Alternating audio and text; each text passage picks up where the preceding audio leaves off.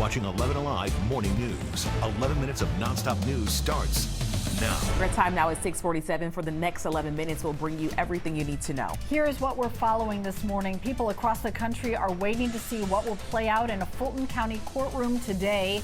In about 2 hours, there will be more testimony in the hearing to determine whether DA Fani Willis will be taken off the election interference case. An explosion of growth happening here in Metro Atlanta. If you think we fool now, wait until you hear these projected numbers and how much money it'll take to support the population boom.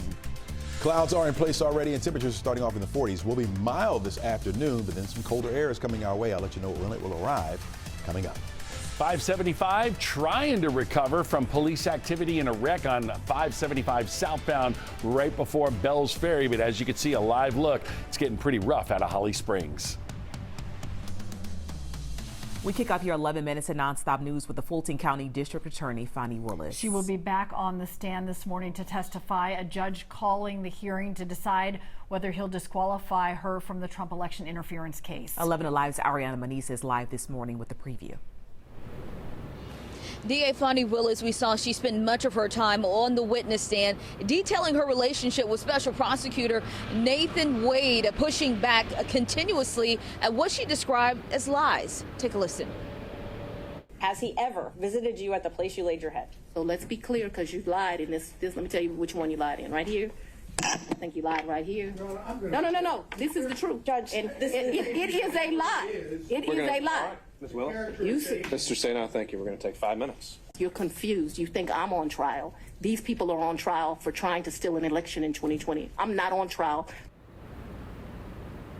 Now, it's important to note that DA Fani Willis, she actually volunteered to give her testimony. She said she wanted to clear up what she called improper mischaracterizations about her relationship with Special Prosecutor Wade. Now, this is all a product of the defense attorneys trying to get her removed off this case. Now, testimony will continue with Willis back on the stand this morning at 9 a.m. and the judge is expected to give his ruling once this all clears up in the coming days of whether to disqualify Wade and Willis. Back to you. Ariana, thank you. So much interest in this case right now. You can watch it here on 11 Alive. We'll also stream testimony on 11alive.com and on our 11 Alive Plus streaming app. 6:50 now. While you were sleeping, we learned the name of the man police say was armed with a machete and then shot by a Chamblee police officer. The GBI says 22-year-old Tyrese Simon is in critical condition this morning. It all started Thursday afternoon at a Walmart on Chamblee Tucker Road, where the GBI said Simon was armed with a machete. Chamblee police later found him walking along the road. Simon was shot several times. Police say he charged at one of the officers with that machete. 2 officers and 2 firefighters were hurt. Paramedics took Simon to Grady Hospital. The officer who fired the shot is now on administrative leave.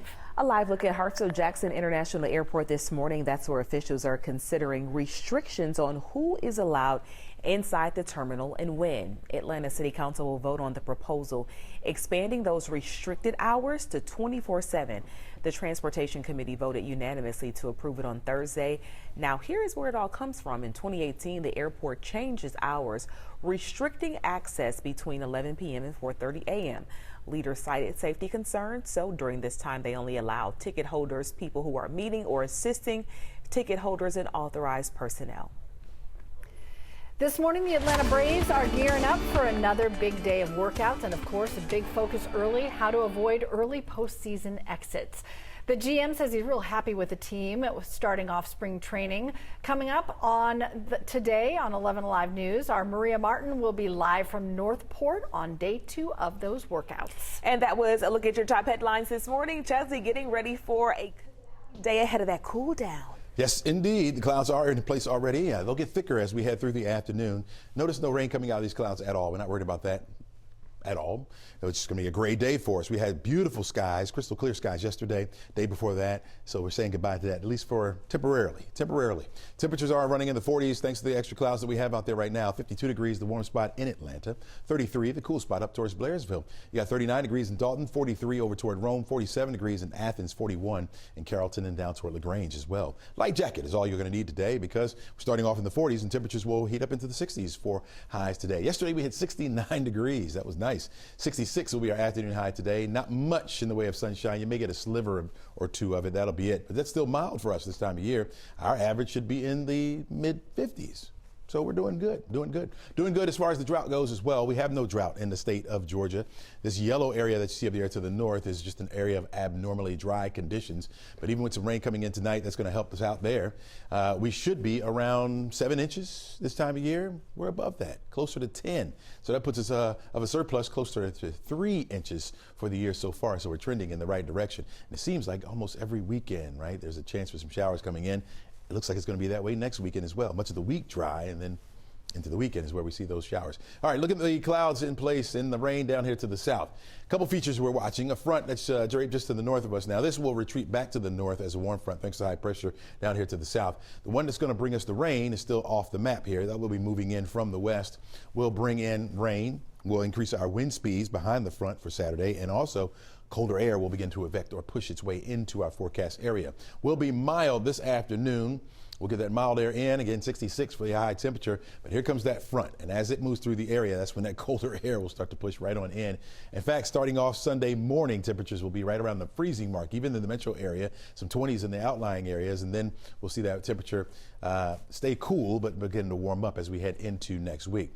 Here's our forecast track model. You can follow along with me with the time right there at the top of the screen. It shows that mix of sun and clouds early on. Clouds get thicker this afternoon. Stop to here, 2 o'clock, mostly cloudy skies. You're not seeing much in the way of sun at that point. The rain doesn't get in here until after about 10, 11 o'clock. In fact, in the metro area after 1 or 2 o'clock, should be down to the south of us by the time we wake up on Saturday morning.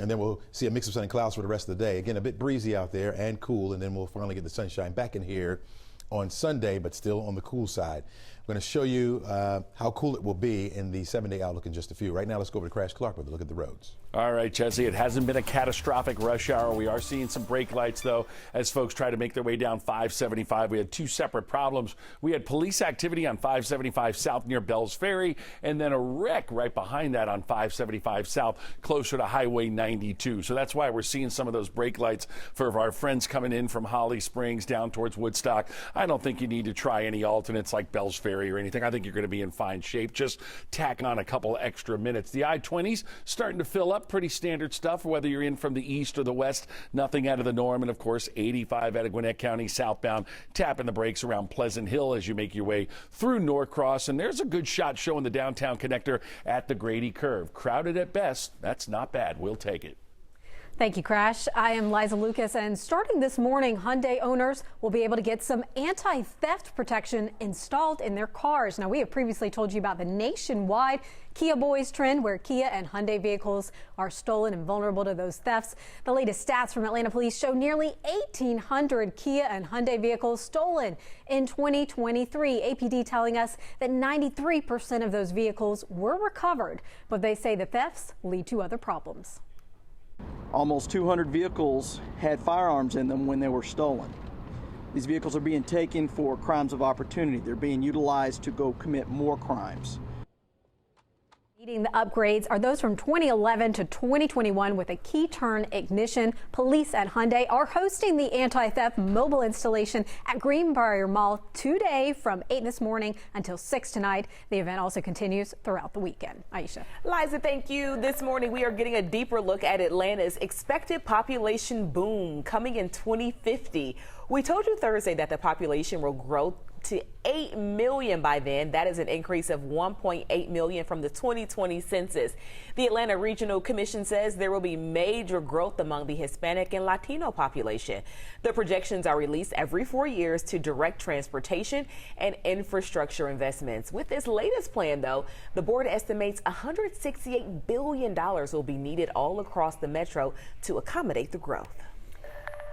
In 162 days, 11 Alive will be in Paris. I'll be there with Faith Jesse, taking you inside opening ceremony of the Summer Olympics and following our athletes from Georgia. Right now, the focus is on making Team USA. And today is a big day for Daniel Haw, an Olympic hammer thrower who trains at Kennesaw State University. He competes in the indoor track and field national championships in New Mexico today. Daniel has big expectations for now and this summer. We've been chasing the world record for, the past 7 years. And so it's 2024. It's a big year. It's an Olympic year. This would be the year to do it. But obviously, we're just going, trying to throw personal best. Ha and his training partner Isaiah Rogers compete in the finals today, 4:30 local time. Last year, his winning throw was just about a foot off that indoor world record. Rogers took home 5th, so we'll let you know how it goes on Monday morning. Chesley? All right, 66 degrees will be the high temperature today, and then we cool down over the weekend. 32 degrees start on Sunday morning, only 53 for the high with the sunshine returning to the area. Then we hit those 60s on Monday, and we don't look back. In fact, warming up into the upper 60s by the time we hit Wednesday and Thursday of next week. Right? All right, I'm going to leave you with no traffic red alerts. A little bit of volume starting to pick up. I definitely need some Waffle House, and I'll get you an update at 7:26. Well, that was definitely a pretty impressive Friday morning traffic list forecast if he's already talking about breakfast. Yeah, waffles for everybody. Let's go. All right. And a reminder that at 9 a.m. you can watch live here on 11 Alive, the testimony continuing with DA Fonnie Willis. Have a great weekend, everybody.